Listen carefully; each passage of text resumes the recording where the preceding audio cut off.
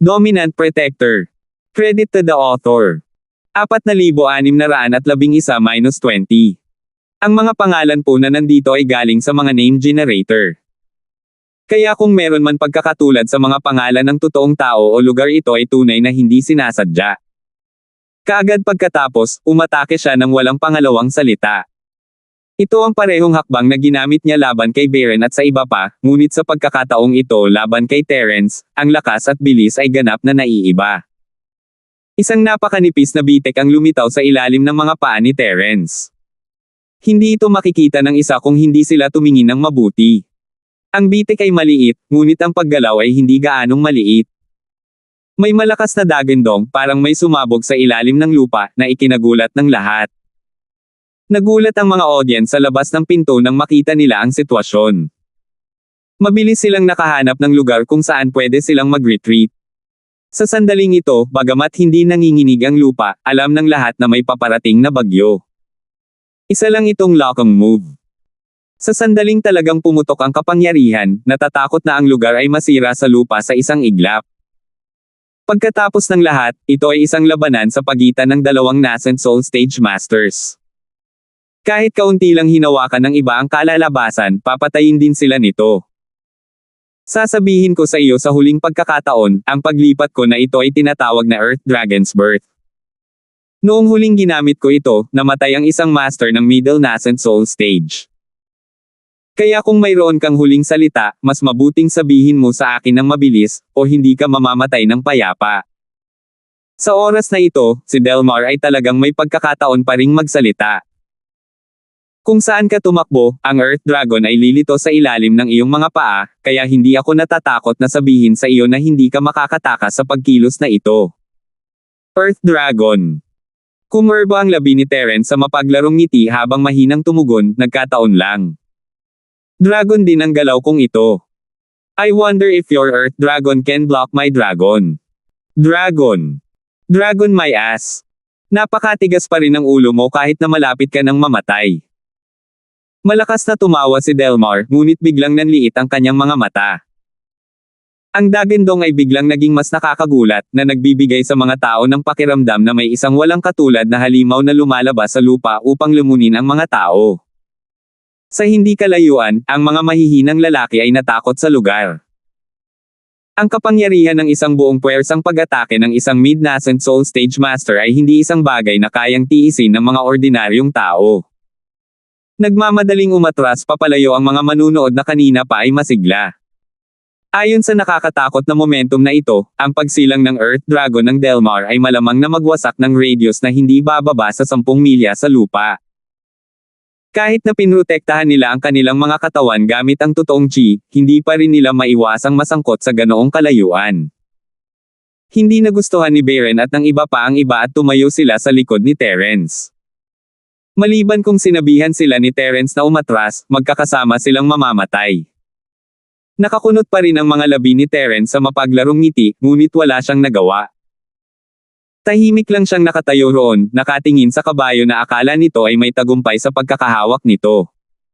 Yo, hindi nakakagulat na ikaw ang dating bagong dating na hari. Not to mention anything else, at least medyo mataktika ka. Alam mo namang hindi ka makakatakbo, kaya hindi ka nalang tumakbo, di ba? Haha, kung ang lakas ng loob mo, sayang naman at wala ka pang tagal para mabuhay. Patuloy na kinukutya ni Delmar si Terence. Sa kanyang mga mata, si Terence ay isa ng patay. Sinasabi mo na wala akong sapat na katagalan. Tapos maghihintay na lang ako at tingnan. Baka hindi ako payagan ng langit na mamatay ng ganito kaga. Bahagyang ngumiti si Terence at lumingon sa manager, na nagtatago sa isang sulok. Pwede ba kitang dalhan ng dumi sa akin? Nakasuot ako sa paglalakbay at nakakapagpapahinga ang mga paa ko. Ah! Isang dumi. Napatulala ang manager ng guild. Kung hindi lang dahil sa posisyon niya ay nakatakas na siya sa malayo tulad ng iba. Bakit siya mananatili dito at maghihintay na may libing kasama ng iba? Gayunpaman, kung siya ay tumakas sa kanyang katayuan at umalis sa North Island Cultivators Association upang mabawasan sa mga guho, ang kanyang kapalaran ay tiyak na mas masahol pa kaysa sa kamatayan. Maaari rin siyang manatili at gumawa ng isang trick ng pinsala sa kanyang sarili. Baka makakuha pa siya ng reward sa pananatili niya sa kanyang post. Ngumiti si Terence at umiling sa takot ng manager. Hinailan niya ang isang upuan at umupo sa harap ng lahat na parang walang nangyari. Napatulala ang lahat. Ano ang nangyayari? Alam niyang hindi niya kayang talunin ang kabayo, kaya umamin na lang siya. Pero parang hindi naman. Ngunit imposibleng lubusang baliwalain ni Terence ang pag-atake. Ano man ang mangyari, ang Monroe bilang sibat ay mas malakas kaysa kay Terence. Walang paraan na maaaring baliwalain ng isang peak-level early nascent soul cultivator ang pagpatay na hakbang ng mid-stage na nascent soul cultivator. Nagulat pa rin ang lahat, ngunit si Delmar, na nakatayo sa tapat ni Terence, ay malapit ng mabaliw. Sa totoo lang, gusto niyang yerokan si Terence sa ilalim ng kanyang mga paa, ngunit pagkatapos na ihayag ni Terence ang kanyang pinakamataas na namumuong lakas ng kaluluwa, tumigil siya sa pagmamaliit sa kanya. Kasama ang mga chismis na narinig ni Terence, alam niyang hindi madaling pakitunguhan ang taong ito. Gayunpaman, mayroon pa rin siyang ganap na tiwala sa kanyang sarili. Ang Earth Dragon na bumangon mula sa mundo ay maaari pang pumatay ng isang master ng gitnang nascent soul stage sa ilang segundo, pabayaan ang isang peak lamang ng maagang nascent soul stage. Wala akong pakialam kung anong pakulo ang pinaglalaroan mo, papatayin muna kita. Natitiyak niya na nambobola si Terence, at handa na niya ang pagsilang ng Earth Dragon. Ito ang kanyang trump card, at hindi lamang ito malakas, ngunit mayroon din itong nakamamatay na backup na plano. Bawat martial technique ay may takdang oras. Ang pinagkaiba lang ay kung ito ay medyo mas mabilis o mas mabagal, at ang ibig sabihin ng oras ay may mga kapintasan, na nangangahulugan na ito ay ita-target.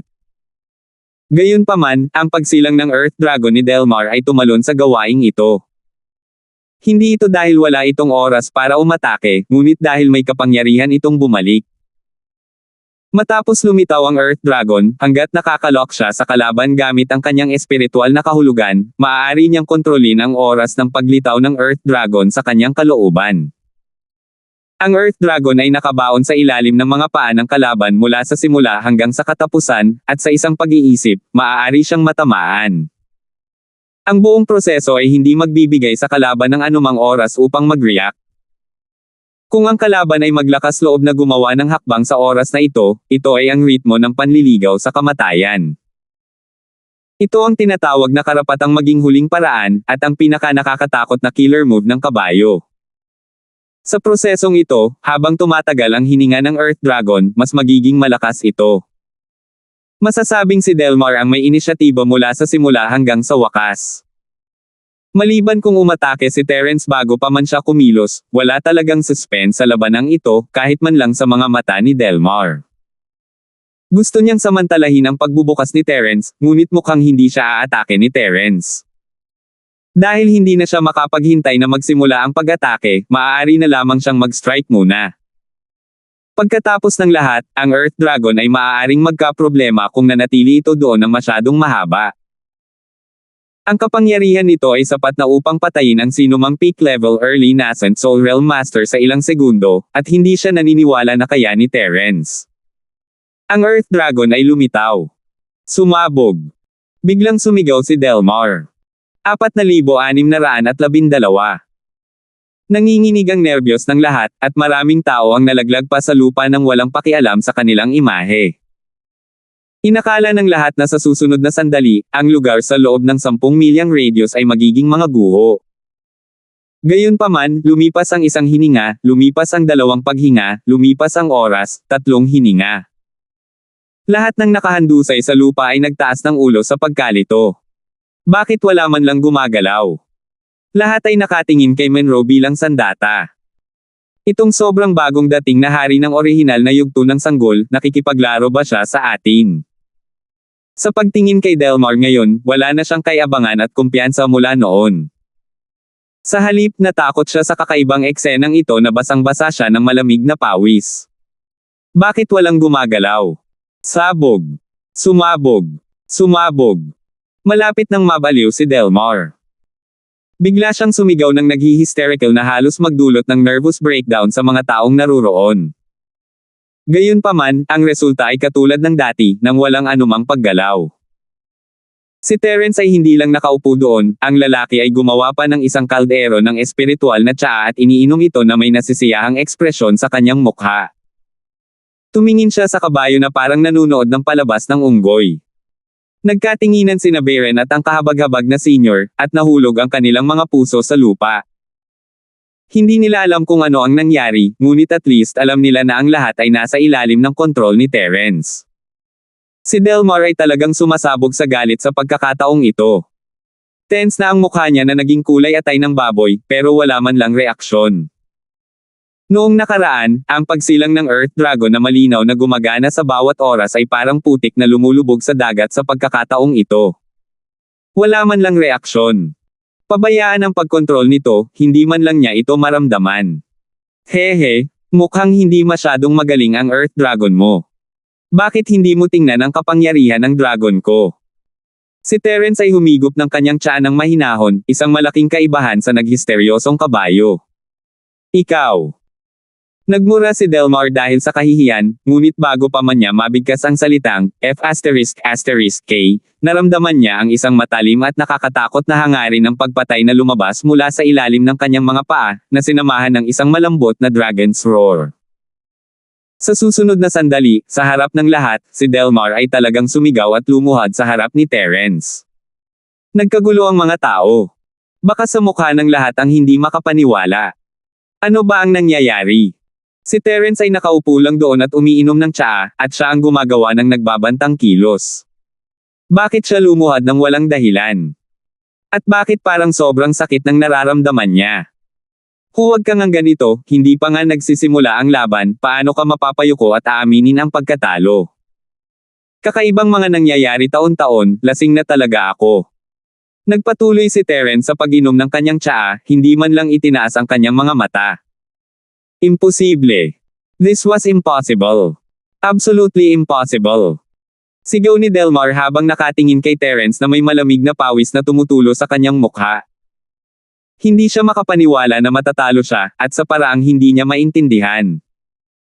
Ginamit niya ang dalawa niyang kamay para protektahan ang kanyang mga tuhod, na sa sobrang sakit ay halos mawala na ang lahat ng nararamdaman.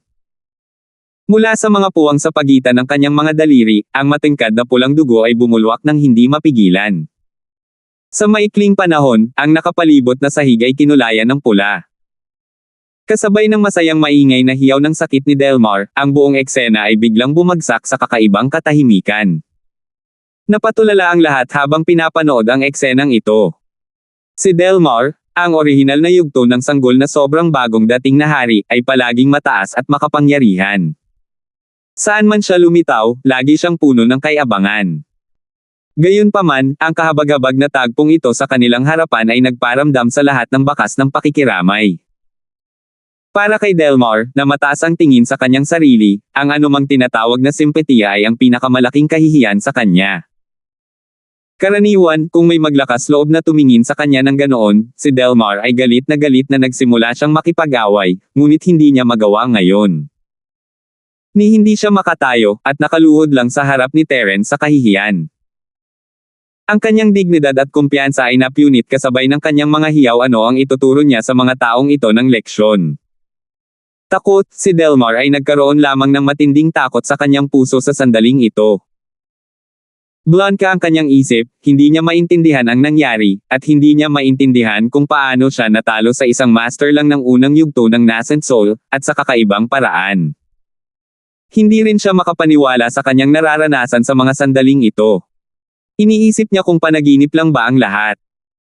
Siya ay isang mid-nascent soul realm expert, ang super newcomer king, ang walang talo na pag-iral sa inner sect competition ng 3 pavilion. Isa siyang maalamat na figure na sumisira sa pangunawa ng lahat at nakatakdang maitala sa kasaysayan ng 3 pavilion. Paano siya matatalo sa labanan sa isang nakakahiya at kakaibang paraan? Ito ay ganap na imposible. Si Monroe bilang isang baril ay nagsisinungaling pa rin sa kanyang sarili, ngunit ang mga nanunood ay hindi magiging hanggal. Bagamat walang nakakaintindi sa nangyari, may naintindihan man lang sila. Napagdesisyonan na ang nagwagi sa sagupaan ng 2 Rookie Kings. Sa isang galaw lang, tuluyan ng natalo si Delmar, ang bagong Super Rookie King.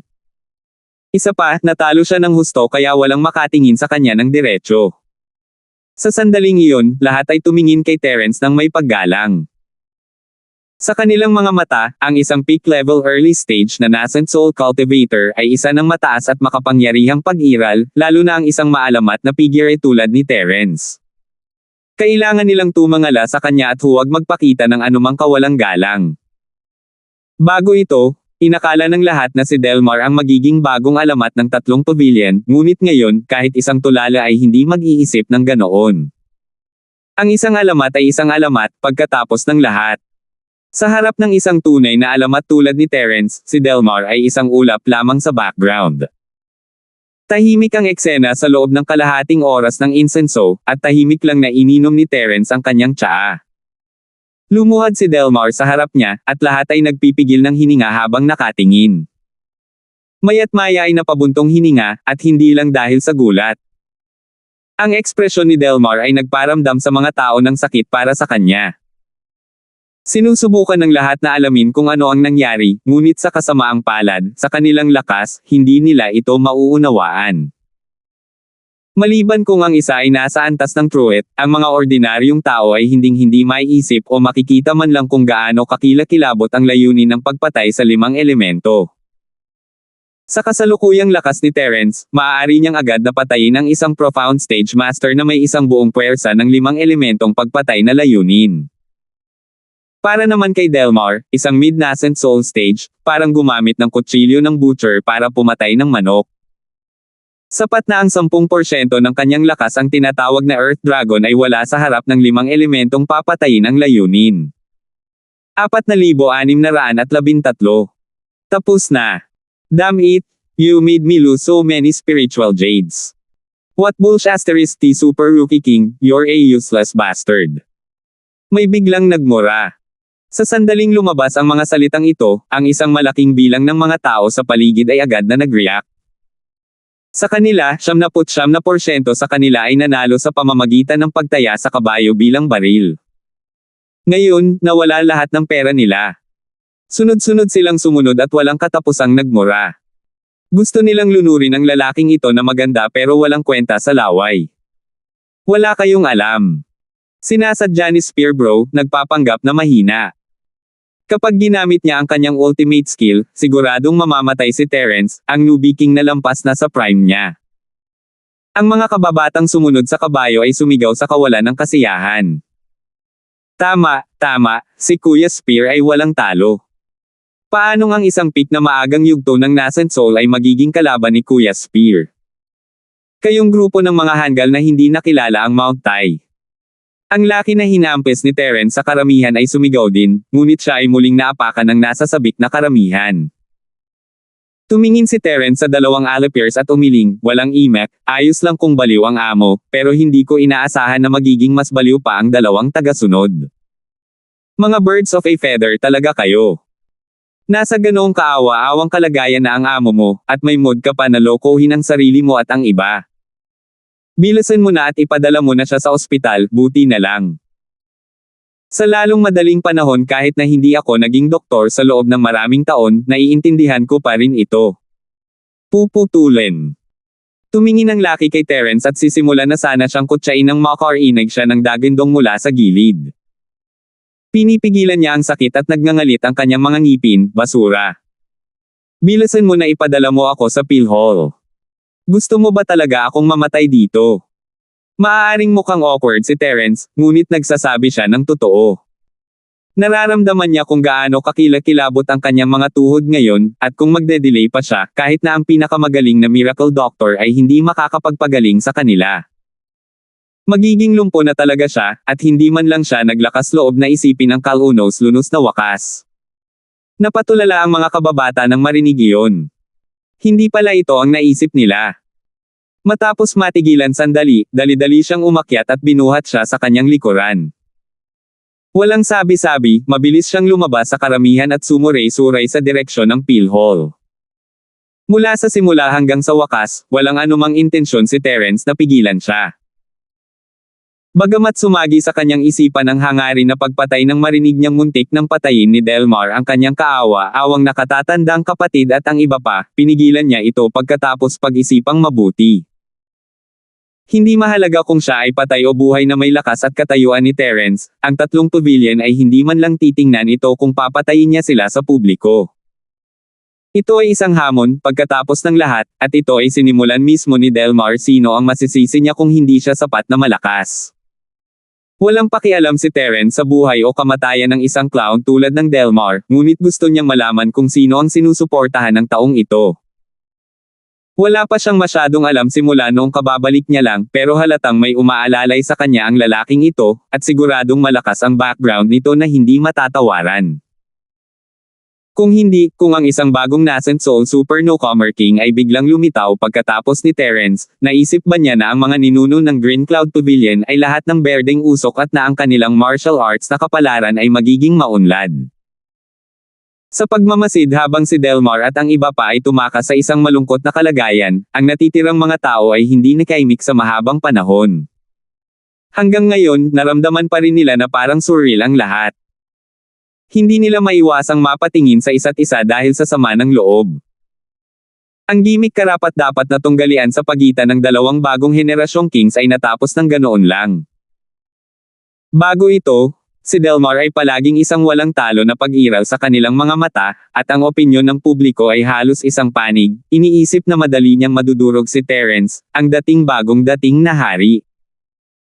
Ang lalaki ay palaging sumisigaw sa publiko at sa pribado, sinasabi na gusto niyang tapakan si Terence at kumain ng tae sa ilalim ng kanyang mga paa. Bakit siya biglang naging isang tao na maaaring patayin sa isang galaw pagdating sa tunay na pakikitungo? Sa pagtingin sa kalmadong mukha ni Terence, ang lahat ay hindi napigil ang lumunok. Mahigit sa kalahati sa kanila ay mga alagad ng tatlong pavilion, at marami sa kanila ay mga panloob na disipulo. Sa mga tuntunin ng karanasan, sila ay mas may karanasan kaysa kay Terence, ngunit hindi na sila nang ahas na tingnan si Terence sa mata. Buong-buo ang tingin nila sa kanya. Ayon sa hindi sinasabing mga alituntunin ng tatlong malalaking pavilion, ang mga nasa Golden Core Stage ay automatikong papasok sa panloob na sekta, at kapag ang lakas ng isang disipulo ay umabot sa Nascent Soul Stage, maaari nilang i-override ang disipulo at hanapin ang posisyon ng Senior Brother in Charge o Elder. Kahit na hindi sila sapat, maaari pa rin silang maging big boss ng isang mahalagang departamento. Si Terence, sa kabilang banda, ay isang taong kayang pumatay sa isang mid-stage na Nascent Soul Master sa ilang segundo. Sa mata ng lahat, siguradong mataas siya sa isa sa tatlong pavilion.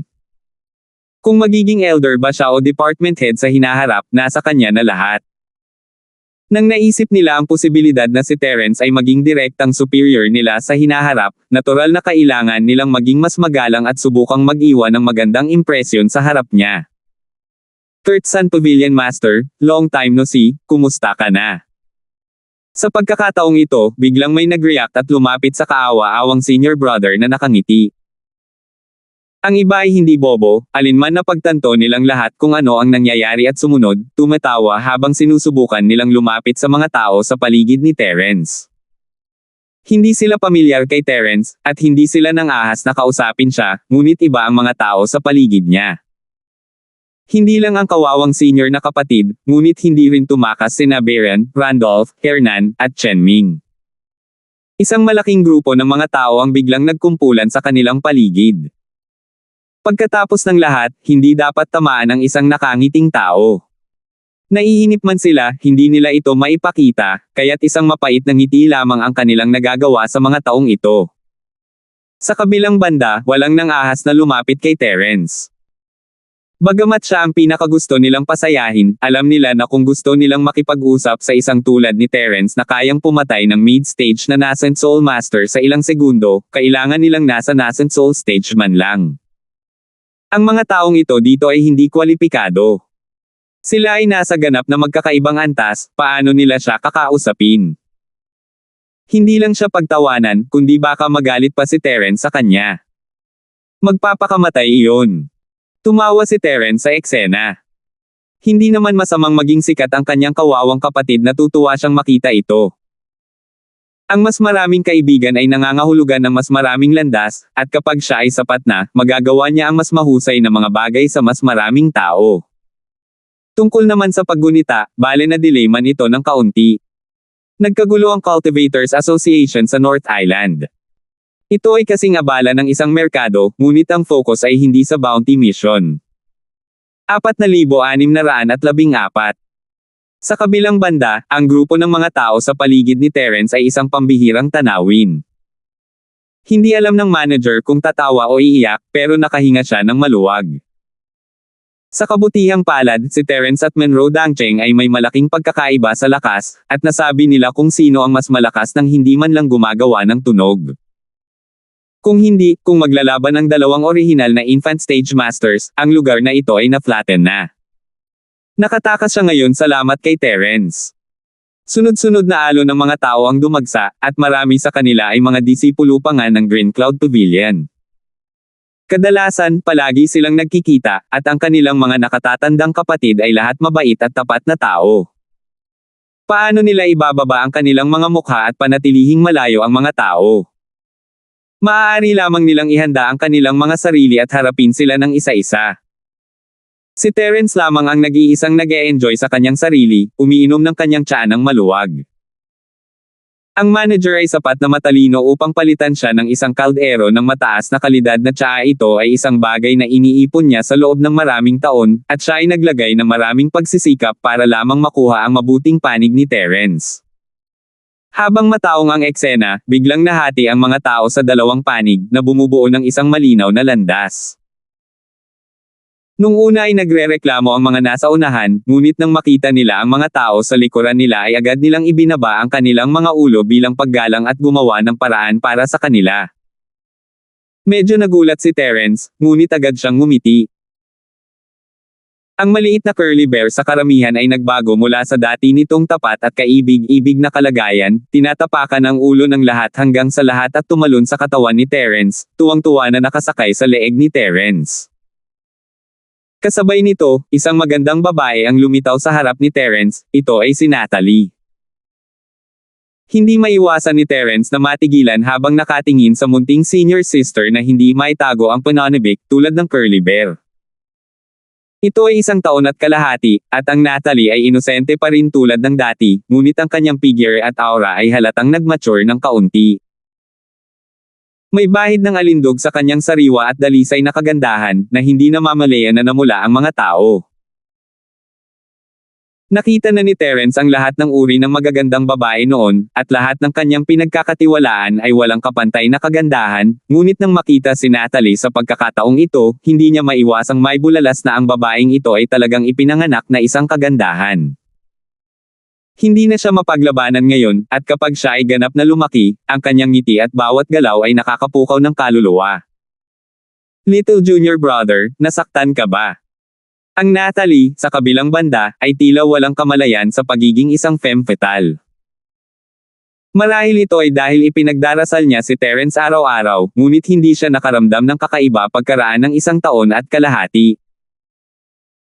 Hindi niya pinansin ang kakaibang tingin ng lahat at tumalbog sa gilid ni Terence, itinulak pa ang maliit na curly bear sa gilid. Isang master at isang alagang hayop ang bawat isa ay mahusay na humawak sa isa sa mga braso ni Terence. Hindi ko ginawa. Ngumiti si Terence at umiling. Paano mo nalaman na nandito ako? Hehe, sabi sa akin ni Lolo. Sinabi niya na nagalit ka daw sa lalaking iyon na gumamit ng kabayo bilang baril, kaya pinuntahan kita. Napangiti si Natalie, lihim na ipinagmamalaki ang kanyang mga resulta. Kung hindi niya hihilingin sa kanyang lolo na sabihin sa kanya ang tungkol kay Terence sa lalong madaling panahon, hindi siya makakarating ng ganoon kabilis. Pavilion Master Salter. Napakurap si Terence. Hindi katakataka na nakakuha siya ng labis na atensyon pagkatapos bumalik, ngunit nakakaintriga na mabilis itong narinig ni Truett. Bihirang makakuha ng ganitong pansin mula sa nangungunang amo ni Beidao. Hehe, little junior brother, ang tagal mo na sa Southern Island, anong nakakatuwang ginawa mo? Sabihin mo dali, hindi pa ako nakakapunta sa Southern Island. May mga spirit beast ba kahit saan?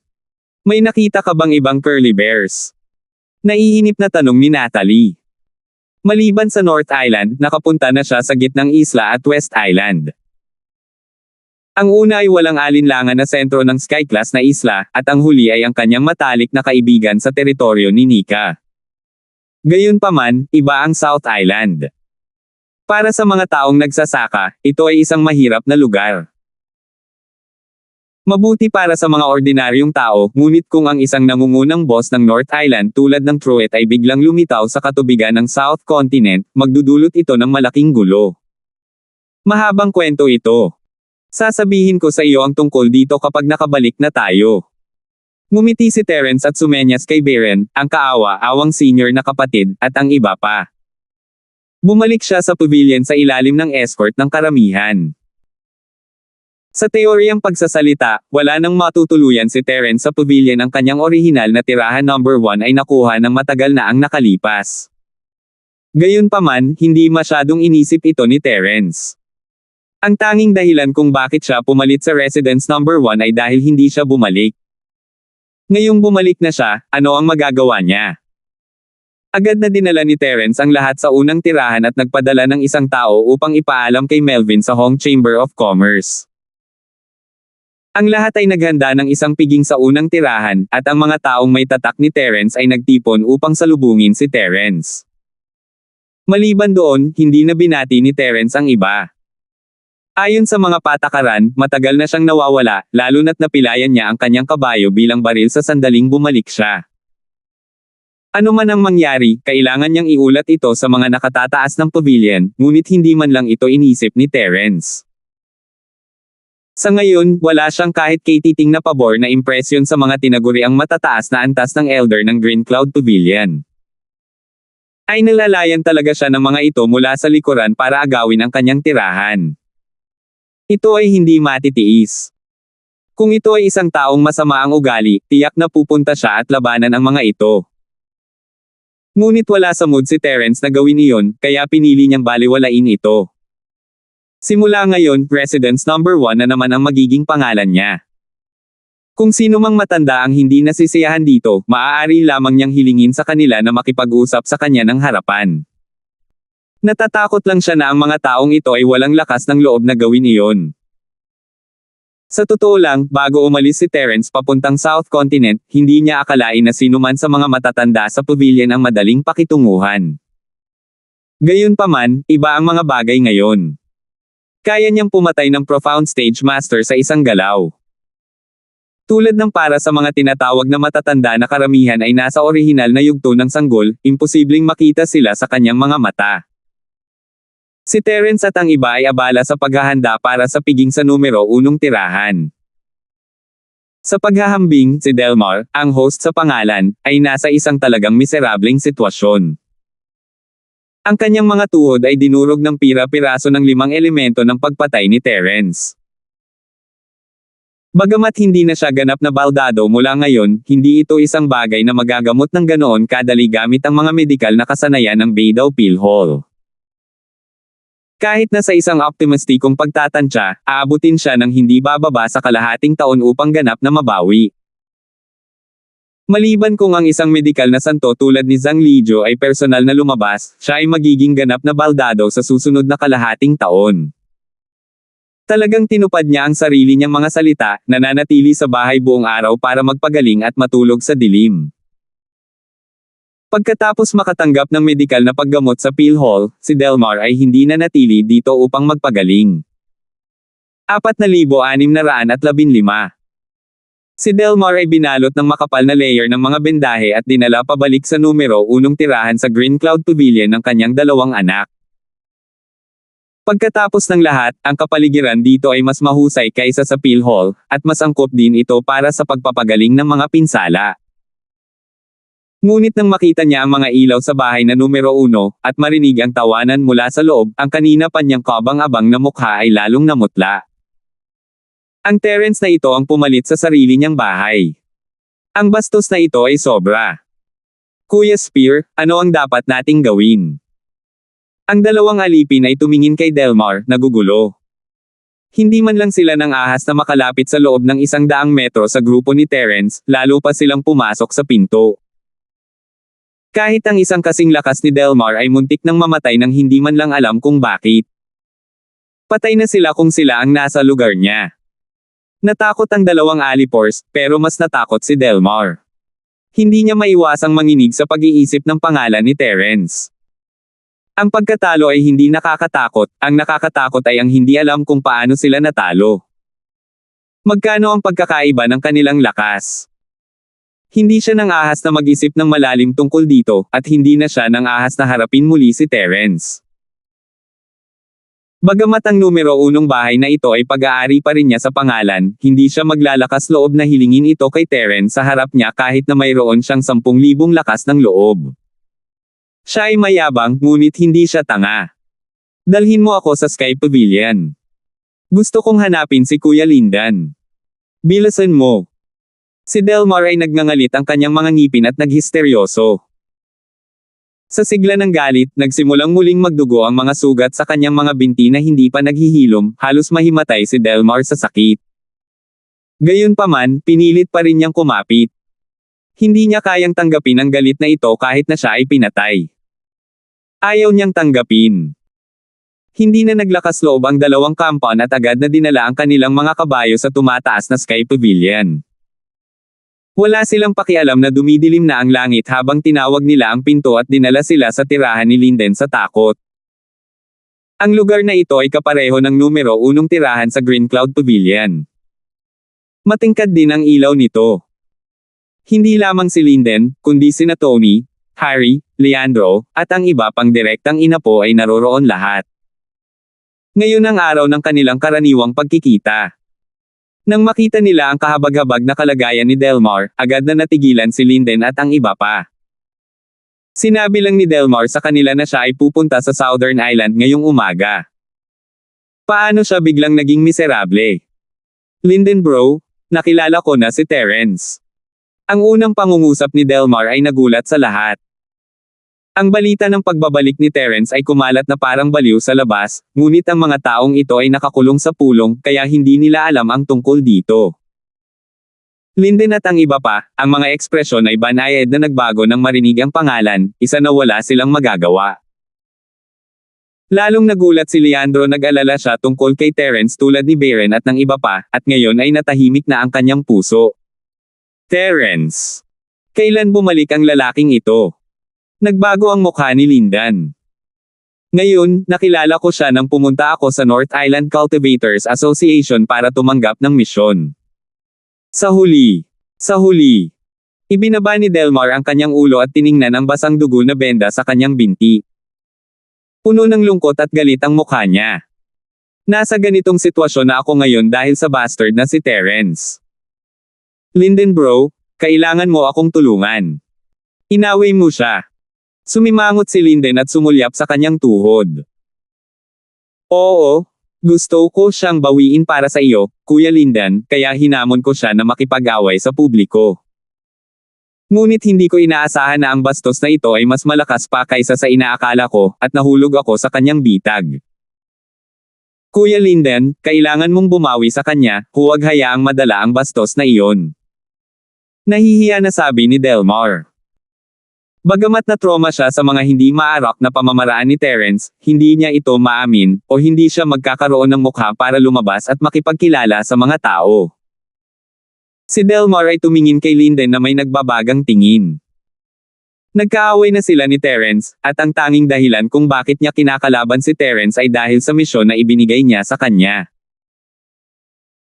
Kaya, ano man ang mangyari, tiyak na tatayo si Linden para sa kanya, at sa lakas niyang Master Shu, tiyak na hindi niya hahayaang magkaroon ng madaling panahon ang bastard na si Terence. Kapag dumating ang oras na iyon, siguradong makakabawi siya sa kanya. Gayunpaman, ang sumunod na pangungusap ni Linden ay nagpatulala sa kanya. Baliw ka ba? Napuno ba ng she asterisk T ang utak niya? Hindi siya nag-react sa oras. Sinabi ko bang alamin mo si Terence, pero sinabi ko bang guluhin mo siya? Walang ekspresyong sinabi ni Lindan. Pero, puno ng hinanakit ang mukha ni Monroe Dangcheng. Walang sinabi si Linden tungkol kay Terence nang ibigay nila sa kanya ang misyon, ngunit kapag pinag-uusapan nila si Terence sa mga pagpupulong, palagi silang puno ng matuwid na galit at gustong punitin ang taong ito. Hindi ba't napakaraming problema ang kanilang pinagdaanan para hanapin si Terence para lang harapin siya? Nagkamali ba siya? Ngunit ang aking asno. Kahit na hindi ako maglakas loob na madaling sumalungat sa taong ito, at gusto mo pa ring pumunta ng F***King. Sa tingin mo mas kaya mo ako. Naging malungkot ang mukha ni Lindan. Lumingon siya at tinuro ang iba, halika, tanungin mo sila kung sino man sa kanila ang maglalakas loob na pumunta kay Terence ng mag-isa. Si Delmar ay tumingin sa karamihan, ang kanyang mga mata ay nakatingin kina Tony, Harry, at Leandro. Nakita niyang umiling-iling silang lahat, at tuluyan na siyang natigilan. Sa pagkakaalam niya, ang mga taong ito ay hindi gaanong mga big shot, kaya bakit sila natatakot sa bastos na si Terence? Normally, kahit na hindi sila kasing lakas ni Terence, hindi naman sila mapapailing ng husto, di ba? Ang mga salitang, natatakot ako kay Terence, ay nakasulat sa buong mukha nila. Ang hindi niya inaasahan ay bagamat si Linden at ang iba pa ay mapagmataas na tao, hindi sila mga tanga. Malaki ang natalo nila kay Terence noon, at kung hindi man lang nila ito maalala, baka baliw na sila. See that? You stupid thing. Lahat ng tao dito ay mas mataas ang status kaysa sa iyo, at wala ni isa sa kanila ang nang-ahas na guluhin si Terence. At hinamon mo siya sa isang labanan sa publiko. Dapat mong bilangin ang iyong sarili na maswerte na hindi kanya pinatay sa pagkakataong ito. Itinuro ni Linden ang ilong ni Delmar at nagmura, sinabi ko sa iyo na mang-alap ng impormasyon, huwag ipadala ang iyong sarili sa iyong kamatayan. Sa palagay mo ba ay lumaki ka na at nakakapagbingi-bingihan ka sa mga salita ng batang guro? Hindi. I wouldn't dare. Delmar nagmamadaling umiling. Ang kanina pang pangit niyang mukha ay lalong namutla. Kung talagang iniisip ni Linden na nagdadalawang isip siya, siguradong patay na siya. I know that you've been in the limelight recently. What nascent soul stage super newcomer king, anong future successor ng 3 pavilion, so you think you're awesome, di ba? Hayaan mong sabihin ko sa iyo, tanghali si Meng bro at ako ay mas malakas kaysa sa iyo, ngunit kahit kami ay hindi matalo Terence. Sino sa palagay mo? Napakatanga mo kahit baboy. Nagpatuloy si Linden sa pagmumura na walang pakialam sa kanyang imahe bilang isang young master. 4,616. Sa katunayan, ang dahilan kung bakit siya galit na galit ay hindi dahil kay Terence ang nagpatalo sa kanya ng husto. Sa katunayan, hindi na mahalaga sa kanya kung siya ay patay o buhay. Kung tutuusin, isa lang siyang dispensable chess piece. Ang dahilan kung bakit siya galit na galit sa pagkakataong ito ay dahil kay Terence. Pagkaraan ng 1 taon at kalahati, naisip niya na mas mataas siya kay Terence, ngunit hindi niya inaasahan na mas katawa-tawa pa ang improvement ni Terence kaysa sa kanya. Mula sa paglalarawan ni Delmar, malinaw na ang taong ito ay nasa kalagitnaan lamang ng yugto ng nascent soul, ngunit hindi niya maisip ang lakas ni Terence. Ipinakita nito na siya ay isang ganap na basura, ngunit ipinakita rin nito na ang lakas ni Terence ay hindi maarak. Ang hindi inaasahang resulta ay parang isang balde ng malamig na tubig sa ulo ni Lindan. Kakaiba kung hindi siya magagalit. Naging punching bag niya siya dahil sa kanyang malas. Kuya Lindan, huminahon ka, huminahon ka. Alam kong mali ako. Mangyaring huminahon ka. Natakot si Delmar na baka may gawin sa kanya si Linden sa galit. Mabilis siyang bumaba sa stretcher, hindi pinansin ang mga sugat niya.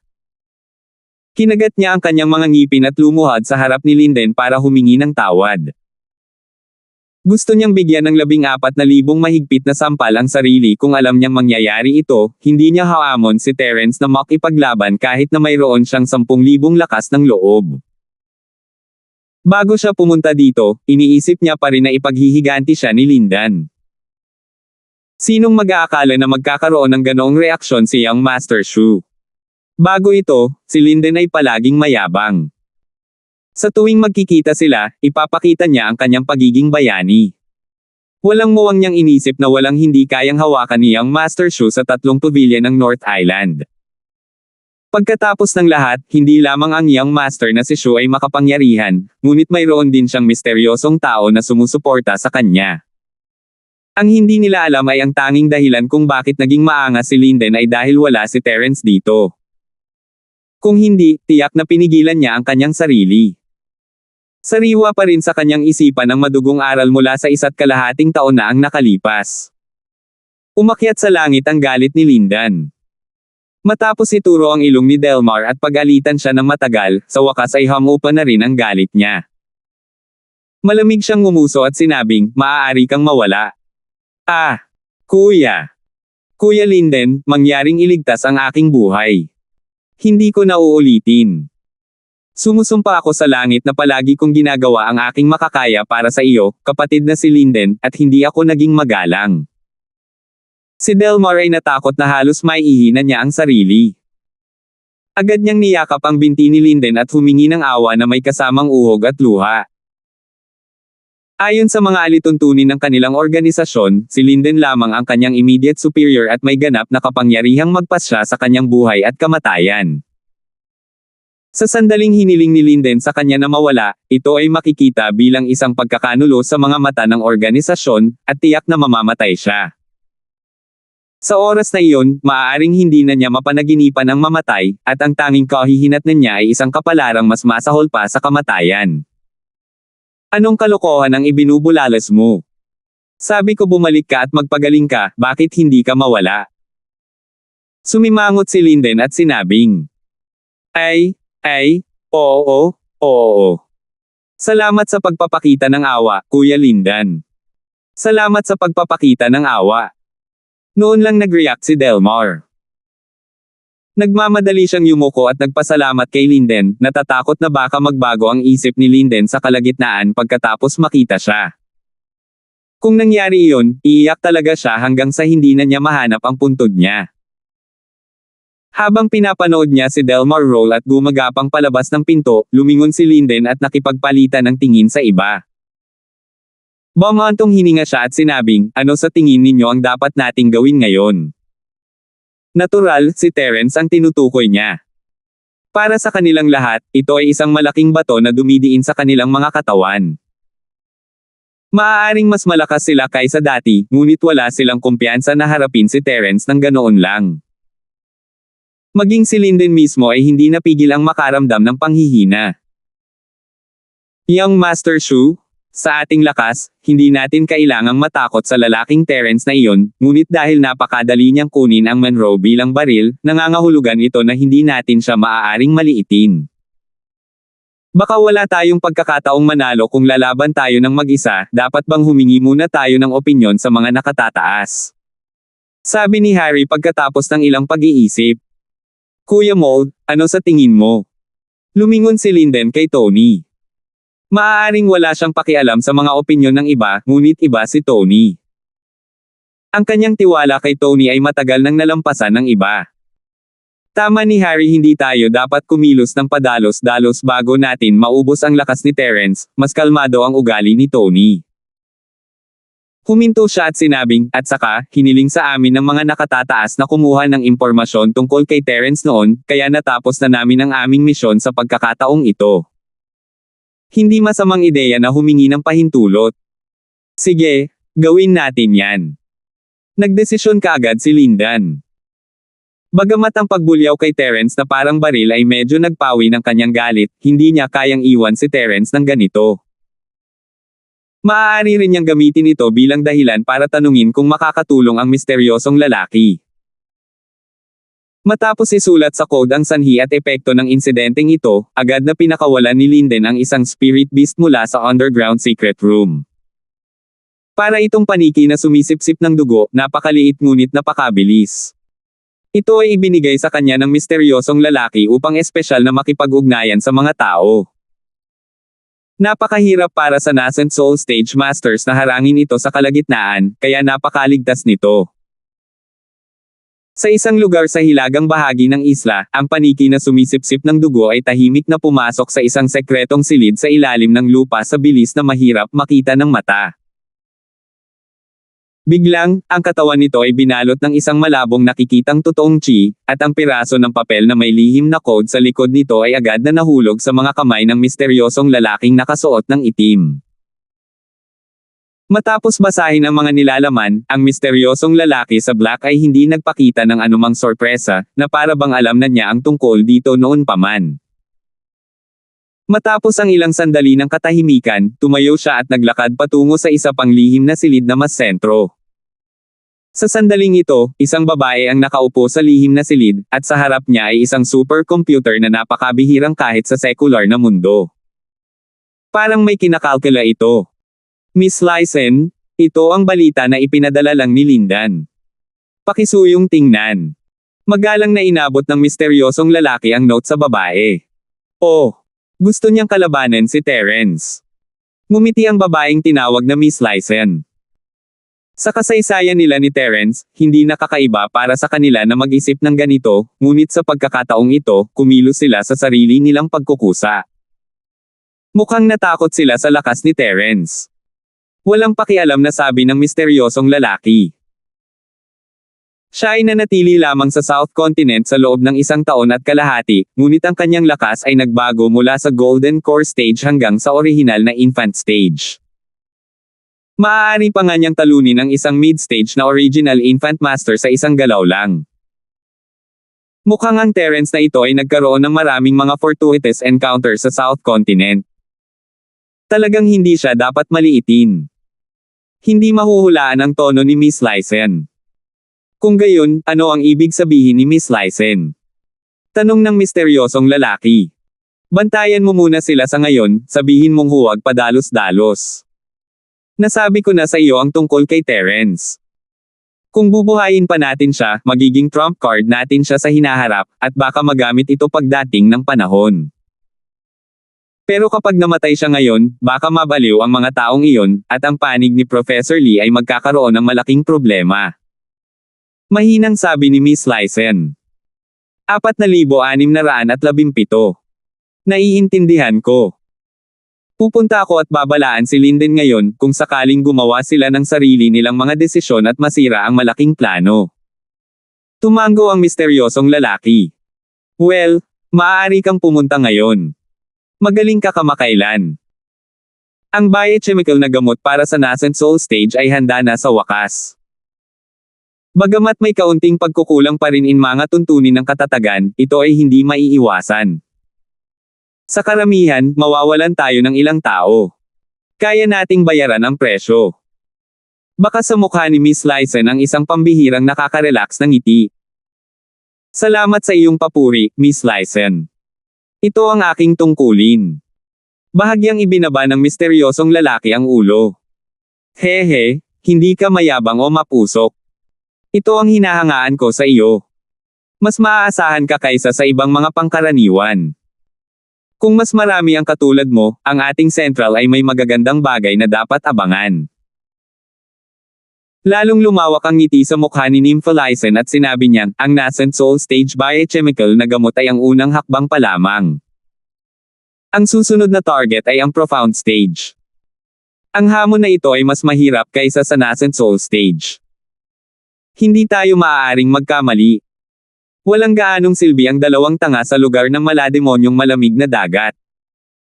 Dapat kang pumili ng 2 pang tao na pupuntahan. Kung gayon, paano naman sina Linden at Tony? Nag-isip sandali ang misteryosong lalaki at nagmungkahi. Ang dalawang ito ang pinakamataas ang tingin niya sa grupo. Bihira para sa kanila na magkatugma, at sila ay magiging kanyang kanang kamay sa hinaharap. Dahil gusto ni Miss Lysen na palitan ng supervisor ng side ni Muleng, bihirang pagkakataon para sa kanila na magsanay at umiwas kay Terence ng sabay. Pinapatay nito ang 2 ibon gamit ang isang bato. Magre-rekomenda ako ng isang tao sa iyo. Hindi naman masama si Leandro, ay promote natin siya sa isang maliit na leader. Biglang sabi ni Miss Lysen pagkatapos mag-isip sandali. Ha! Natigilan ang misteryosong lalaki. Si Miss Lysen ay isang mataas at makapangyarihang figure, ngunit binibigyang pansin niya ang isang walang katulad na Leandro.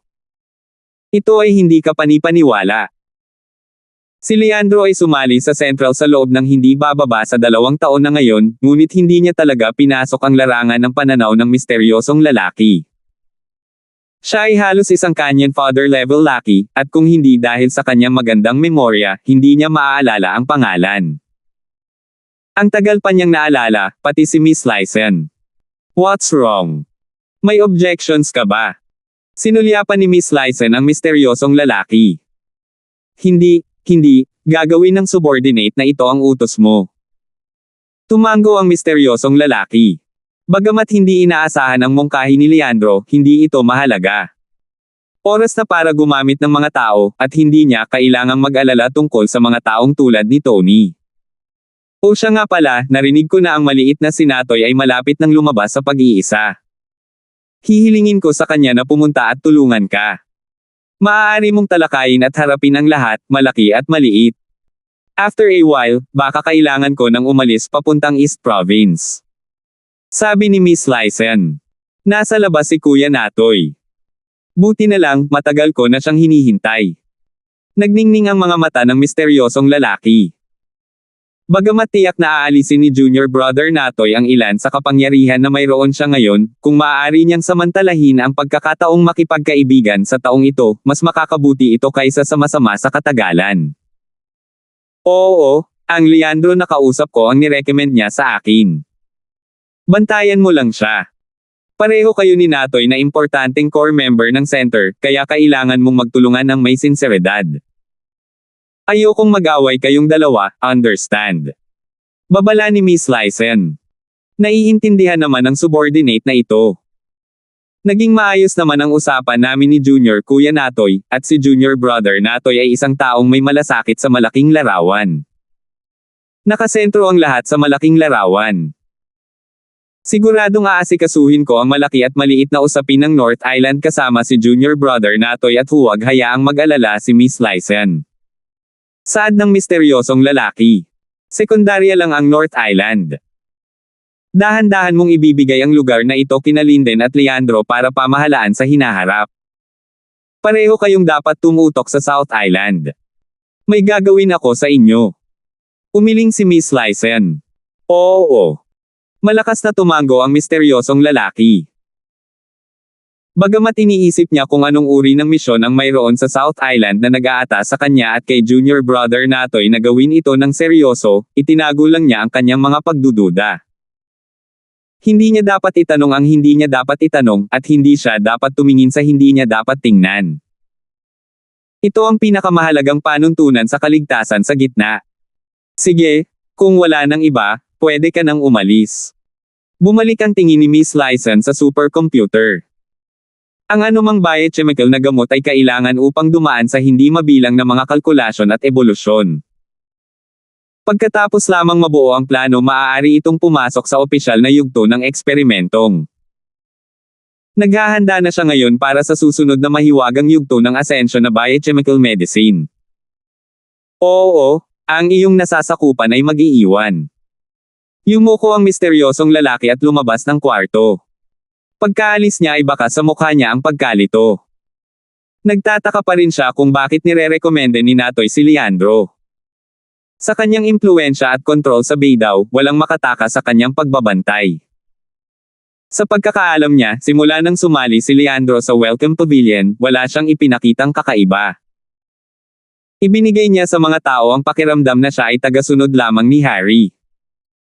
Pagkatapos nito, sumali siya sa ilalim ng Linden dahil kay Harry. Maliban doon, wala siyang ibang koneksyon. Tulad ng para kay Leandro mismo, siya ay medyo may talino, ngunit hindi siya namumukod-tangi.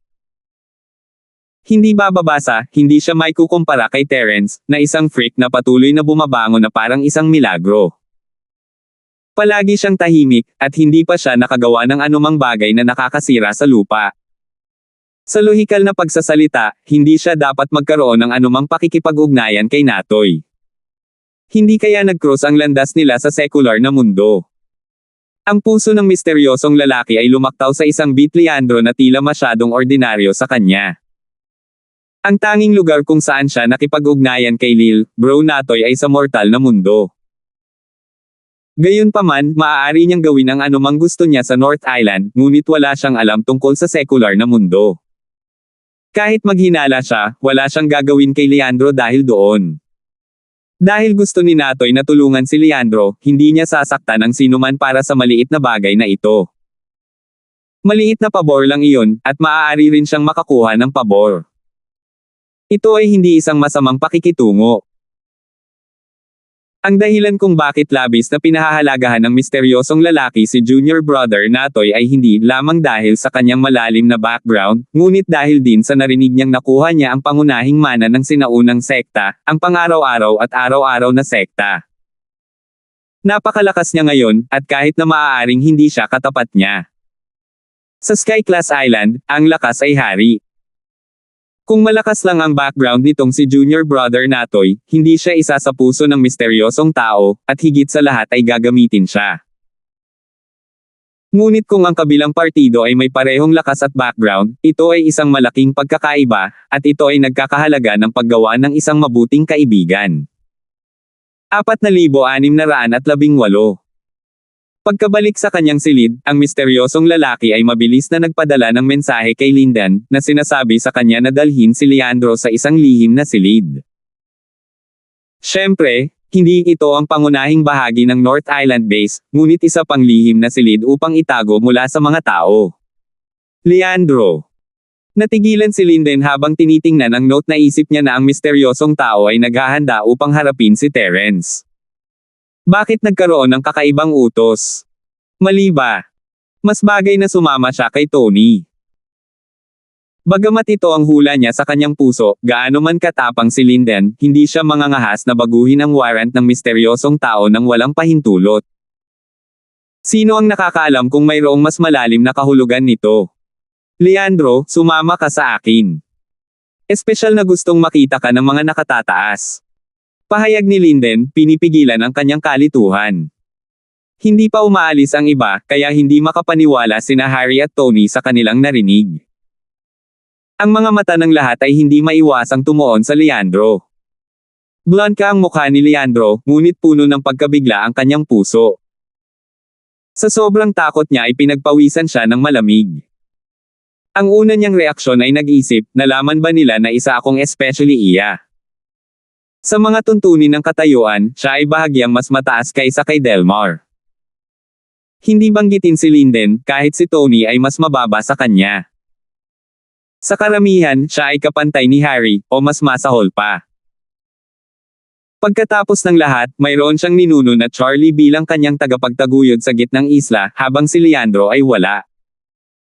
Simula nang sumali siya sa organisasyon, hindi lang si Leandro, kundi ang iba pa, kasama sina Tony at Harry, ay hindi pa opisyal na nakilala ng misteryosong lalaki. Ito ay isang karangalan na si Linden lamang ang mayroon kung hindi siya nalantad, bakit ang pagkakataong ito ay mahuhulog sa kanyang mga kamay. Hindi napigilan ni Leandro ang pagtibok ng kanyang puso na parang tambol habang nakatingin sa mga inggit na mata ng karamihan. Parang may malaking mangyayari. Maliban sa na-expose, walang ibang paliwanag. Kung susundan niya si Linden upang makilala ang misteryosong tao, hindi ba iyon ay patungo sa isang bitag? Nanlamig ang mukha ni Leandro, at ang lamig ay dumaloy sa kanyang gulugod.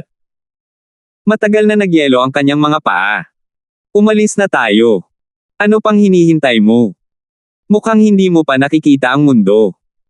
Binigyan siya ni Linden ng kakaibang tingin, sa pag-aakalang sobrang saya niya. Oo. Mabilis na pinigilan ni Leandro ang kanyang takot habang ang lahat ay nakatingin sa kanya na may komplikadong mga ekspresyon. Hindi niya ito maipakita sa kanyang mukha ngayon, kaya kailangan niyang gawin ito ng paisa-isa. Sa ilalim ng takip ng gabi, iniwasan ni Linden at Leandro ang mga tingin ng mga gwardya ng 3 pabilyon. Tahimik silang nakarating sa isang baog na dalasdes na may maliit na tagpi ng makakapal na puno ng pino sa tuktok. Nasa ibaba mismo ang secret room. Parang baliw ang tibok ng puso ni Leandro habang nakasunod sa likod ni Lindan. Ilang beses niyang gustong tumakas, ngunit napigilan niya ang sarili. Kung tutuusin, mas malakas si Linden kaysa sa kanya. Hindi siya makakatakbo kahit na gusto niya. Sunod-sunod na naghintay ang dalawa sa secret room. Napabuntong hininga si Leandro habang pinagmamasdan niyang mabuti ang ayos ng silid, pinaplano ang kanyang rutang tataka sa kanyang isipan. Kailangan niyang lumaban hanggang kamatayan kung hindi niya talaga kaya. Pagkaraan ng ilang sandali ay umihip ang hangin sa kanilang harapan, at lumitaw sa kanilang harapan ang misteryosong lalaki. Nakasuot siya ng itim na roba mula ulo hanggang paa kaya hindi niya makita ang mukha at hubog ng katawan. Siyempre, hindi naglakas loob si Leandro na tignan siya ng sobra sa ganitong sitwasyon. Maaari lamang niyang ibaba ang kanyang ulo hanggat kaya niya, sinusubukan na huwag makita ng kausap ang kanyang matigas na ekspresyon. Itong subordinate ay nagbibigay galang sa senior. Si Linden ay nagmamadaling lumuhad sa isang tuhod. Bagamat mataas ang pagtingin sa kanya ng misteryosong tao, hindi pa rin niya alam ang pagkakakilanlan ng kabilang partido o ang kanyang partikular na posisyon. Ang alam niya lang na ang kabilang partido ay may napakataas na posisyon at dakilang kapangyarihan sa gitna, kaya maaari lamang niyang gamitin ang hindi malinaw na address tulad ng senior para batiin siya. Hindi nang ahas na sumuwi si Leandro, sinundan niya ang halimbawa ni Linden at lalo pang yumuko, natatakot na makita ng isa ang kanyang pagbabalat kayo. Sandaling natahimik ang misteryosong lalaki, ngunit ramdam niya ang titig ng lalaki sa Leandro. Tumingin siya kay Leandro pataas at pababa ng may hinala bago nagsalita, "Leandro, pakinggan mo ang utos ko." Nabara ang hininga ni Leandro sa kanyang lalamunan, at hindi niya napigilan ang kanyang mga kamay at paa sa panginginig kahit anong pilit niya. Ano ang F*6 ay nangyayari? Na-expose ba talaga siya? Si Linden, sa kabilang banda, ay natigilan din kaya hindi mali ang utos. Hinahanap talaga nila si Leandro. Kailan nagsimulang bigyang pansin ng mga nakatataas ang batang ito? Ito ay talagang kakaiba. Ang misteryosong lalaki naman ay gulat na napatingin kay Leandro. Hindi maitago ng lalaki ang kaba, at habang tinitignan niya si Leandro, mas kakaiba ang nararamdaman niya. Walang espesyal sa taong ito, bakit si Lil, Bro Natoy ay pinahahalagahan siya ng labis. Inutusan ng mga nakatataas si Leandro na i-promote bilang sentral na espesyal na sugo sa North Island, sa parehong antas ng Linden. Ang kanyang pangunahing gawain ay tulungan ako at ang isa pang master na pamahalaan ng dibisyon ng North Island ng magkasama. Ang misteryosong lalaki ay nagpahayag sa isang walang malasakit na tono. Natigilan si Leandro sa mga salita, sentimo naghanda pa siyang mamatay para sa kanila, at ito ang naging resulta. Espesyal na sugo ng Central. Napromote lang ba siya ng walang dahilan? Leandro ang kanyang ulo sa pagkalito. Wala siyang nagawa kamakailan, at wala rin siyang naiambag sa Central. Bakit bigla na lang siyang nakaregalo ng ganito? Hindi lang Leandro, pati si Linden ay hindi nakaimik habang nakatingin sa misteryosong lalaki. Ano ang nangyayari? Paano biglang na-promote si Leandro? Wala man lang siyang nagawa, tapos ngayon ka-level niya. Ito. Senior, may kasabihan na ang dalawang tigre ay hindi maaaring manirahan sa iisang bundok. Si Leandro ay aking nakababatang kapatid, at ginawa mo siyang kapantay ko sa isang pangungusap lamang. Mahirap para sa akin na pamahalaan at kumbansihin ang mga tao. Hindi naiwasang magreklamo ni Linden. Wala siyang gaanong opinyon tungkol kay Leandro, ngunit ang kanyang tagasunod ay biglang naging kapantay niya ay isang bagay na ikagagalit ng sinuman, lalo na ang isang taong may pagmamalaki na gaya ni Linden. Bukod dito, siya lang ang kandidato na maging espesyal na sugo ng North Island, at ngayong lumitaw si Leandro, dalawa na sila. Hindi ba obvious na kinukuha nila ang kapangyarihan sa kanya? 4,619. Ang awtoridad ay ekstensyon ng lakas ng isang tao. Ito ang naging batayan ng katayuan ni Linden sa gitnang rehiyon. Kahit sino man ang nang-ahas na hawakan ng awtoridad sa kanyang mga kamay, sila ay mga kaaway ni Linden. Paano niya pinahihintulutan ang iba na matulog sa tabi niya? Sa sandaling iyon, hindi mapigilan ni Linden na gusto siyang patayin. Kung si Leandro ay maglakas loob na hamarang sa kanyang daraanan, hindi siya tututol sa paghahanap ng dahilan para mawala ang taong ito sa balat ng lupa. What's wrong? May opinion ka ba? Ngumuso ang misteryosong lalaki. Wala siyang nagawa, ngunit ang temperatura sa silid ay bumaba ng husto, na nagpapadala ng panginginig sa kanyang gulugod. Si Leandro naman ay nakabawi sa pagkagulat, at si Linden naman ang nabigla. Hindi. Hindi maglalakas loob ang nasasakupan mo. Si Linden ay pawis na pawis. Naisip niya na nawala na talaga siya ng malay sa galit. Ang misteryosong lalaki ay nagtataguyod ng isang subordinate, at walang puwang para sa kanya upang makagambala. Kapag hindi nasiyahan ang kabilang partido, hindi na niya maitatago ang kanyang buhay, lalo pa ang North Island Special Envoy. Ang kanyang buhay at kamatayan ay nasa kamay ng misteryosong lalaki. Kung may susunod pa, huwag maging espesyal na sugo ng North Island. Kasalukuyan kaming kulang sa orihinal na infant stage experimental subjects. Malamig na tumingin sa kanya ang misteryosong lalaki. Nang makitang takot na takot si Linden na malapit nang bumagsak sa lupa, ipinaliwanag niya, si Leandro ay hinirang bilang espesyal na sugo ng North Island ni Junior Brother Natoy. Mas mabuting itago mo ang iyong iniisip sa iyong sarili, o hindi kita paprotektahan. Sa katunayan, kung ilalagay niya ang kanyang sarili sa kalagayan ni Linden, maiintindihan ng misteryosong lalaki ang kasalukuyang kalagayan ni Linden. Sa katunayan, orihinal niyang binalak na piliin lamang si Linden, at higit sa lahat, idagdag si Tony bilang kanyang katulong. Pero ngayong nagutos na ang mga nakatataas, masisira na lang niya ang orihinal niyang kaayusan. Kaya ikaw ang nirekomende ni Master Natoy. Si Linden ay lubos na napatulala, alam niyang wala nang babalikan, at kailangan niyang baguhin ang kanyang saloobin at bumuo ng isang magandang relasyon kay Leandro. Kung tutusin, si Master Natoy ay parang isang master sa kanya, at siya ay may parehong kapangyarihan tulad ng misteryosong lalaki. Ang pag-promote ng Leandro ay ang ideya ni Master Natoy, kaya paano makakapagsabi ng hindi si Linden? Master Natoy. Halos mapatalon si Leandro sa gulat, dilat ang mga mata. Kung hindi niya sinasadyang ibaba ang ulo, mapapansin na ng misteryosong lalaki. Banal na tae. Noong huling narinig ni Leandro ang pangalang Master Natoy, naghinala na siyang may kaugnayan ang taong ito sa batang Natoy na iyon. Ngayong narinig niya ito, sigurado na siyang tama ang hula niya. Kung ang Master Natoy na ito ay hindi ang Natoy na bata, bakit niya ito irerekomende ng walang dahilan? Hindi kilala ni Leandro ang sinuman sa mga tao sa gitna, at kung hindi dahil doon, hindi na narinig ni Master Natoy ang kanyang pangalan, at irekomende siya ng wala saan. Ang biglaang pagbabago ni Natoy sa pinakamakapangyarihang master na si Natoy sa gitna ay isang bagay na hindi makapaniwala ni Leandro. Hindi pa ito nakumpirma, ngunit kahit na ang 70 hanggang 80% na posibilidad ay hindi kapanipaniwala. Pero ang batang Natoy na ito ay hindi naman talaga sila tatalikuran, di ba? Kung hindi, paano siya magiging komportable sa gitna? Damn it! If I have the chance to see him in the future, I have to ask him proper. Ang batang ito ay hindi dapat maging walang utang na loob.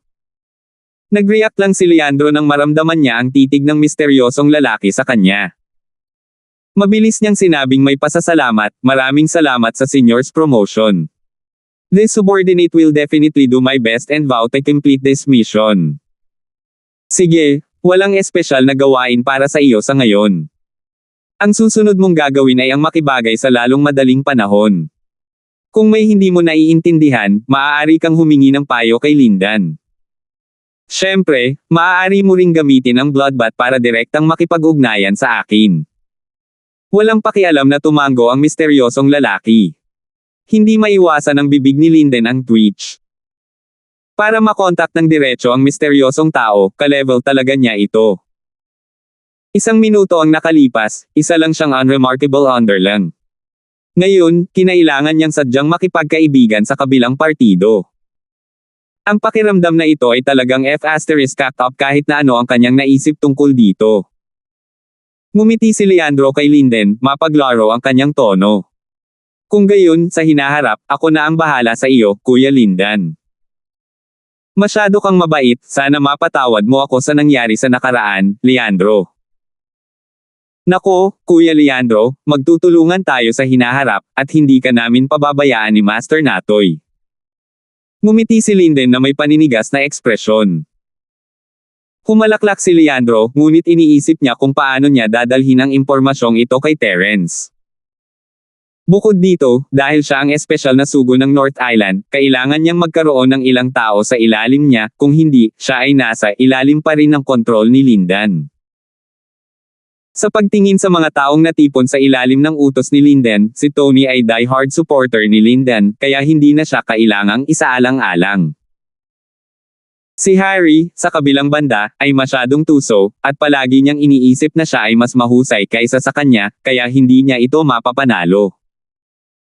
Ang natitira na lang ay sina Joel, Andrew, Enteng, at ang kalahating baldado na si Delmar. Maaari niyang subukang gumawa ng malaking bagay dito. Lalo na ang kabayong iyon bilang isang sibat, dapat itong mahayla pabalik ng madali.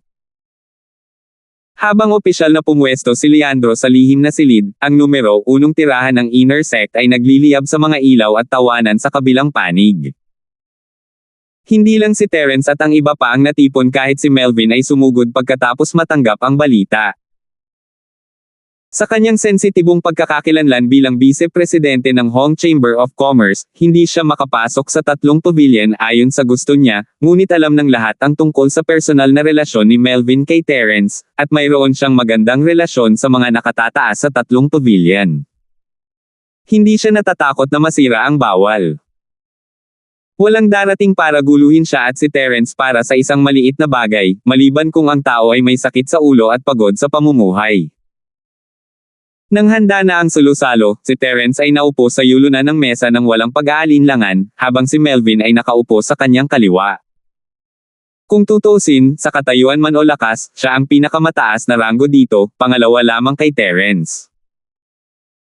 Pagkatapos ni Melvin ay si Baron at ang kahabag-habag na nakatatandang kapatid, habang nasa kanan ni Terence ay si Natalie, Randolph, Hernan, at Chenming. Hindi naman exaggeration na sabihin na maraming mahuhusay na tao dito. Sina Terence, Melvin, at Natalie ay pawang big shot o paborito ng langit, at ang iba pa sa kanila ay mga elite kumpara sa iba pang mga disipulo. 4,620. Sa bilis na ito, ang kinabukasan ng mga taong ito ay tiyak na walang limitasyon. Marahil pagkatapos ng mahabang panahon, sila ang magiging mga haligi ng pavilion. Marahil ay muling bumangon ang pavilion sa kanilang mga kamay, kasunod ng panahon ni Zhang Lijiu at nangingibabaw sa North Island. Kapag dumating ang panahong iyon, bibigyan ng mga tao ang bagong panahon na ito ng bagong pangalan ang panahon ni Terence. Nagsimula ang piging, at lahat ay tumingin kay Terence ng tahimik, naghihintay sa kanyang pambungad na talumpati. Ngumiti si Terence at pinagmasdan ang mukha ng lahat bago tuluyang nagsalita, 2 taon na ang nakalipas mula noong huli tayong magkita. Tuwang-tuwa ako na makitang maayos ang takbo ng lahat. Wala nang mas mahalaga pa rito. Dapat makontento sa kung anong meron sila. Halika, sa ating matagal ng hiwalay na reunion, cheers! Cheers! Nakangiting itinaas ng lahat ang kanilang baso ng mataas, at kahit ang maliit na curly bear ay ininom ang buong baso. Siyempre, hindi ito uminom ng espiritual na alak, ngunit ang espiritual na katas ng prutas na espesyal na inihanda ng lahat para dito at ng Natalie. Hindi biro ang kalasinggan ng kulot na bear family. Kung ang batang ito ay nalasing pagkatapos uminom ng isang baso, ito ay isang malaking biro. Little junior brother, mabilis na sabihin sa amin kung ano ang nangyari sa iyo sa Southern Island. Hindi na ako makapaghintay. Agad na naiinip na sabi ni Natalie. Oo. Boss, bilasan mo at sabihin sa amin. Lahat kami ay naghihintay na marinig ang tungkol sa iyong maalamat na karanasan. Tumanggaw si Hernan at ang iba pa. Si Terence ang nagtatanong sa kanila sa lahat ng oras na ito, ngunit ito ay kabaligtaran. Tama. Curious din ako kung paano ka nakatakas sa kamay ng matandang sekta ng West Mountain, ang batang bayani na si Linford. Kung bumalik ka pagkaraan ng ilang araw, pupunta na ako ng personal sa South Continent.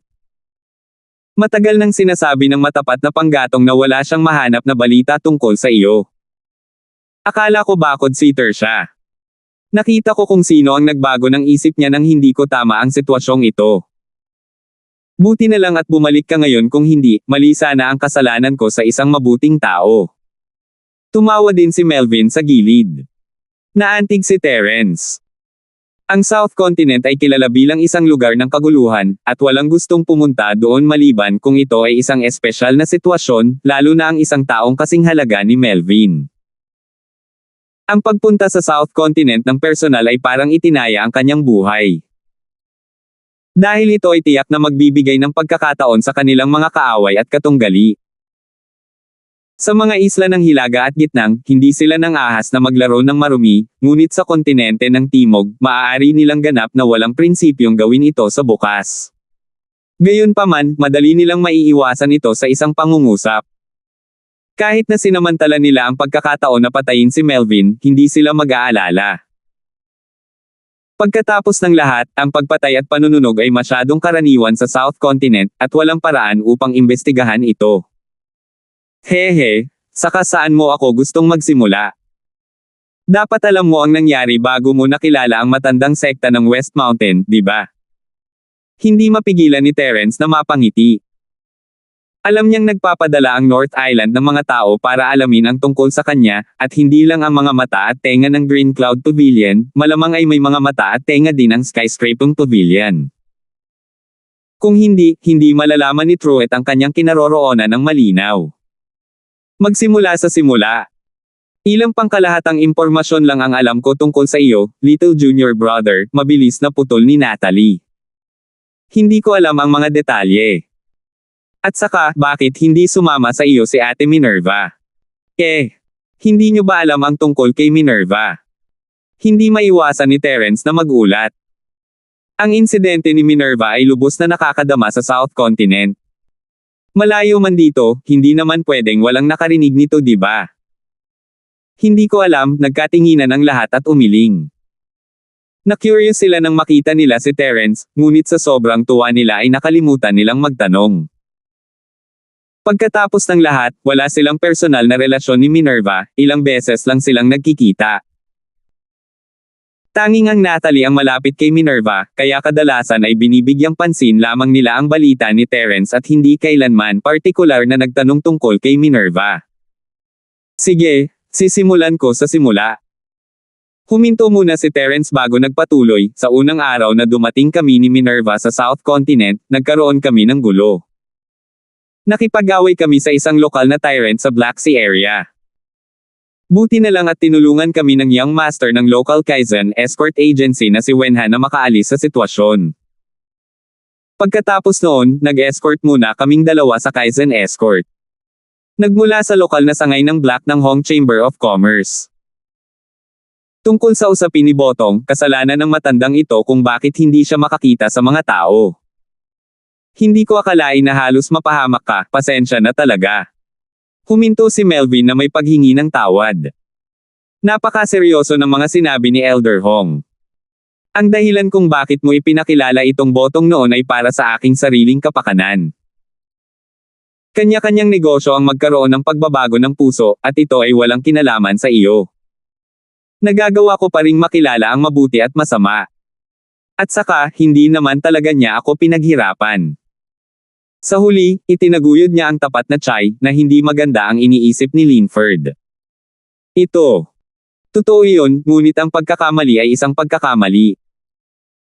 Dapat ko itong laging tandaan sa aking puso at paalalahanan ang aking sarili na panatilihing bukas ang aking mga mata sa hinaharap. Hindi ko dapat ulitin ang parehong mga pagkakamali at malinlang ng gayong kontrabida. Napabuntong hininga si Melvin. Si Botong ay naging matandang kaibigan niya sa loob ng maraming taon, ngunit sa huli, nangyari ang ganoong bagay. Walang sino man ang magiging maganda ang kalooban. Anong pinag-uusapan yung dalawa? Sino si Botong? Bakit muntik na kitang malagay sa gulo, little junior brother? Gayunpaman, nalilito si Natalie at ang iba pa. Hehe, si Botong ay hindi basta-basta. Siya ang manager ng Black Ark Branch. Akala ko ay mabuting tao ang taong ito, ngunit hindi ko inaasahan na magkakaroon siya ng masasamang intensyon at maging ganap na walang puso.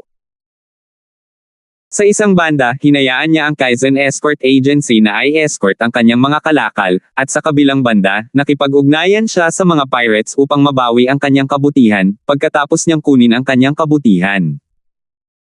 Escort agency para mabayaran siya sa orihinal na presyo. Ang manager ng Hong Chamber of Commerce branch ay talagang nagnenegosyo ng walang puhunan.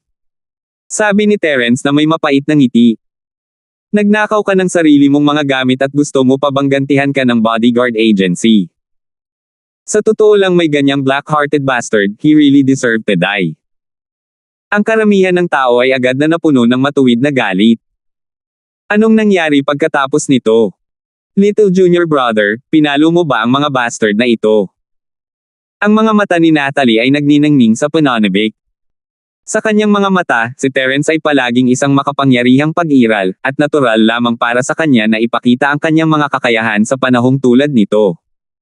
Hindi. 4 na pirata ang ipinadala nila, at bawat isa sa kanila ay mas malakas kaysa sa aming 4 na escort. Ang aming Panginoon ang unang sumuko sa paglaban, kaya maaari lamang naming piliin at tiisin ito. Umiling si Terence at sinabing, pagkatapos noon, iniwan na kami ng mga pirata na iyon sa Jenduan City. Hindi na kami makabalik ni Minerva sa URC area saglit, kaya sa Jenduan City na lang kami magstay. Nagpunta pa kami para tuklasin ang kagubatan ng Lofeng sa Southern Island. Marami kaming hindi inaasahang tagumpay. Salamat po at sinamahan ninyo ako, ingat lagi mga master.